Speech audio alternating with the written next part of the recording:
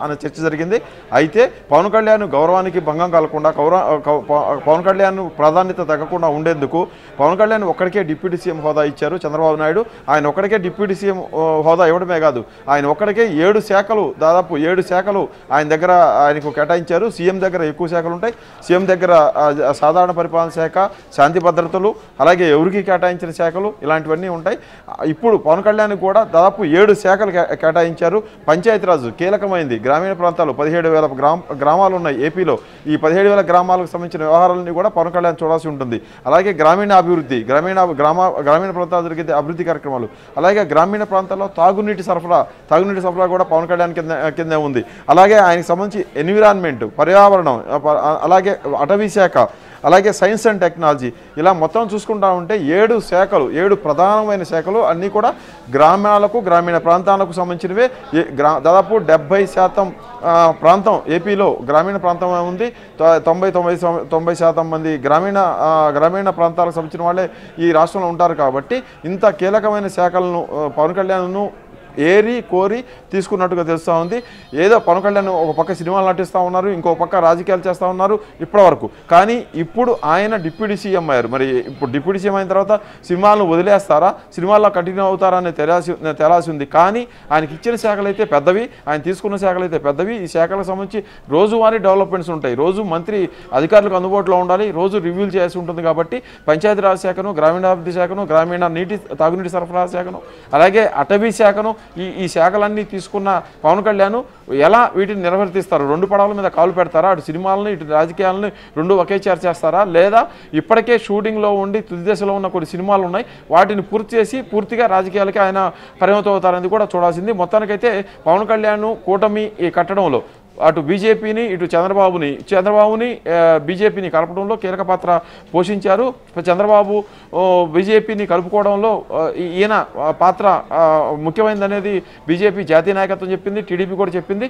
ఇంత కీలకమైన స్థానంలో ఉండి ఇంత కీలకమైన పాత్ర పోషించిన పవన్ కళ్యాణ్కు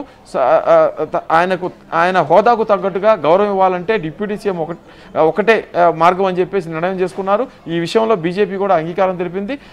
డిప్యూటీ సీఎంలు అంటే 5-6 పెట్టేసి అందరినీ సమానంగా ఒకే ఘాటన కట్టేసి అనే విధంగా కాకుండా పవన్ కళ్యాణ్ ఆయనకు తగ్గట్టుగా ఒక డిప్యూటీ సీఎం హోదా ఇవ్వాలనేది ఒక నిర్ణయం అయితే జరిగింది. మనం తెలంగాణలో చూసాం. తెలంగాణలో కూడా ఏపీలో చేసినట్టుగానే 2-3 డిప్యూటీ సీఎం హోదాలు ఇస్తారనే ప్రచారం జరిగింది. అయితే డిప్యూటీ సీఎం విషయంలో బట్టి విక్రమార్క పట్టుబట్టారు. బట్టి విక్రమార్క సీనియర్ నాయకుడు, రేవంత్ రెడ్డి కంటే ఆయన ముందే కాంగ్రెస్లో ఉన్నారు. ఎప్పటి నుంచో కాంగ్రెస్ పార్టీలో సీనియర్ ఉన్న నాయకుడు. అయితే పిసిసి చీఫ్గా ఉన్న రేవంత్ రెడ్డి సీఎం కావడానికి మార్గం ఈజీగా సుగమం అయిపోయింది. పిసిసి చీఫ్గా ఉండి పార్టీని విజయపదంలో నడిపించాడు కాబట్టి ఆయనకి సీఎం పదవి ఇచ్చారు.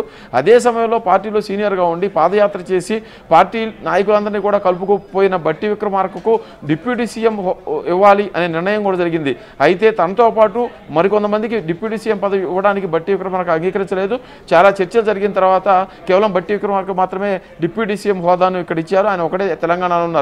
అదే పద్ధతిని, అదే వరవడిని, అదే విధానాన్ని ఏపీ కూడా అడాప్ట్ చేసుకుంది చంద్రబాబు ప్రభుత్వం. ఇప్పుడు పవన్ కళ్యాణ్ హోదాకు తగ్గకుండా, పవన్ కళ్యాణ్ గౌరవానికి భంగం కలగకుండా ఉండడానికి వీలుగా ఆయన ఒకరికే డిప్యూటీ సీఎం హోదా ఇచ్చారు. అలాగే 7 శాఖలను ఆయనకు కేటాయించారు. ఇక నెక్స్ట్ క్యాబినెట్లు మిగతా పోర్ట్ఫోలియోలు చూసుకుంటే ఆ విశ్లేషణకు మనం వెళ్తే 8 మందికి క్యాబినెట్లో బీసీలకు మంత్రి పదవులు ఇచ్చారు. 8 మంది నెంబర్కు తగ్గట్టుగా బీసీలకు ఆ స్థాయిలోనే శాఖలు కేటాయించారు చంద్రబాబు నాయుడు. బీసీలు అనే వాళ్ళకు గతంలో చూస్తే చిన్న చితక శాఖలు కేటాయించేవాళ్ళు.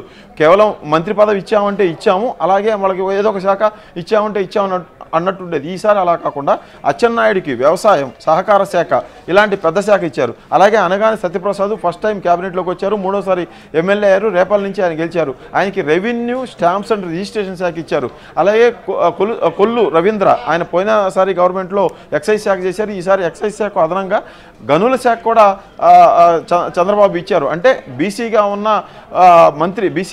బీసీగా ఉన్న మంత్రికి గనుల శాఖ అతిపెద్ద శాఖ, అలాగే ఎక్సైజ్ శాఖ అతిపెద్ద పెద్ద శాఖ కేటాయించారు. అచ్చెన్నాయుడు తర్వాత ఆయనకే పెద్ద శాఖలు వచ్చాయి. వాసంశెట్టి సుభాష్ రామచంద్రాపురం నుంచి ఫస్ట్ టైం గెలిచారు, ఆయనకి కార్మిక శాఖను చంద్రబాబు నాయుడు కేటాయించారు. అలాగే కొలుసు పార్థసారథి న్యూజివీడ్ నుంచి గెలిచారు, ఆయన వైసీపీ నుంచి మొన్ననే టీడీపీలోకి వచ్చి టీడీపీ తరఫున పోటీ చేసి ఫస్ట్ టైం గెలిచారు. కొలుసు పార్థసారథికి హౌసింగ్ ఇచ్చారు. మొన్న వైసీపీ గవర్నమెంట్లో అదే జిల్లాకు సంబంధించిన జోగి రమేష్ హౌసింగ్ శాఖ నిర్వహించారు. ఇప్పుడు అదే జిల్లాకు అంటే కృష్ణా జిల్లాకు సంబంధించి ఆయనకు హౌసింగ్ శాఖ ఇచ్చారు. అలాగే ఐఎండ్పిఆర్ సమాచార పౌర సంబంధాల శాఖ కూడా కొలుసు పార్థసారథికి ఇచ్చిన పరిస్థితి మనం చూస్తా ఉన్నాం. అలాగే సవిత అనంతపురం జిల్లా నుంచి పెనుగొండ నుంచి ఫస్ట్ టైం గెలిచిన సవితకు బీసీ సంక్షేమ శాఖ, బీసీ కురబ సామాజిక వర్గానికి సంబంధించిన వ్యక్తి ఎమ్మెల్యేగా గెలిచిన వెంటనే ఆమె క్యాబినెట్లోకి తీసుకున్నారు. క్యాబినెట్లోకి తీసుకోవడమే కాకుండా ఆమెకి బీసీ సంక్షేమం, అలాగే చేనేత శాఖ, జౌళి శాఖ కూడా ఆమెకే అప్పచెప్పారు చంద్రబాబు. అంటే కొత్తగా వచ్చారు, బీసీ చిన్న శాఖ ఇవ్వడం కాకుండా బీసీ సంక్షేమం అంటే రాష్ట్ర వ్యాప్తంగా బీసీలు దాదాపు 130 కులాల బీసీలు ఉన్నారు. వాళ్ళందరికీ సంబంధించిన వ్యవహారాన్ని కూడా ఈమె చూడాల్సి ఉంటుంది. అలాగే ఫస్ట్ టైం ఎమ్మెల్యే గెలిచి ఫస్ట్ టైం మంత్రి అయిన కొండపల్లి శ్రీనివాసరావు గజపతి నగరం నుంచి ఎమ్మెల్యే గెలిచారు, విజయనగరం ఆయనకి ఎంఎస్ఎంఈ ఇచ్చారు. అంటే మైక్రో స్మాల్ మీడియం పరిశ్రమలతో పాటు సెరప్ కూడా ఇచ్చారు. అంటే ఈ పింఛన్ల వ్యవహారం ఇలాంటివన్నీ చూసేవి. అలాగే ఎన్ఆర్ఐ వ్యవహారాలు, విదేశాల్లో ఉన్న ఆంధ్రుల వ్యవహారాలు చూసే వ్యవహారాలను కూడా ఆయనకు కట్టబెట్టారు. అది కూడా కీలకమైన శాఖగానే మనం చూసుకోవచ్చు. అలాగే సత్య ధర్మవరం నుంచి బీజేపీ ఎమ్మెల్యే గెలిచిన సత్యకుమార్ యాదవ్, ఈయనకు కూడా కీలకమైన శాఖ అప్పచెప్పారు. బీజేపీలో ఒకే ఒక మంత్రి పదవి ఇచ్చారు. ఆ ఒకే ఒక మంత్రికి ఆరోగ్య శాఖ అప్పచెప్పారు. అంటే బీజేపీకి ఇచ్చిన క్యాబినెట్ పోర్ట్ఫోలియోకు తగ్గట్టుగానే ఒక శాఖ ఇచ్చాము, ఆ శాఖకు తగ్గట్టుగానే ఆ పోర్ట్ఫోలియో ఉండాలి, ఒక మంత్రి పదవికి తగ్గట్టుగానే ఆ పోర్ట్ఫోలియో ఉండాలని చంద్రబాబు కసరత్తు చేసినట్టుగా తెలుస్తుంది. దానికి తగ్గట్టుగానే బీజేపీ ఏకైక మంత్రి అయిన సత్యకుమార్ యాదవ్కు ఆరోగ్య శాఖ ఇచ్చారు. మెడికల్ అండ్ హెల్త్తో పాటు వైద్య విద్య కూడా, ఆయన మెడికల్ కాలేజీల వ్యవహారాలు కూడా చూస్తారు. రాష్ట్రంలో దాదాపు 20-25 మెడికల్ కాలేజీలు కొత్తగా వస్తున్నాయి. ఈ వ్యవహారాలని కూడా ఆయనే చూడాల్సి ఉంటుంది. అంటే 8 మంది బీసీలకు అందరికీ కూడా ప్రాధాన్యం ఉన్న పెద్ద శాఖలనే చంద్రబాబు కేటాయించారని మనం స్పష్టంగా చెప్పుకోవచ్చు.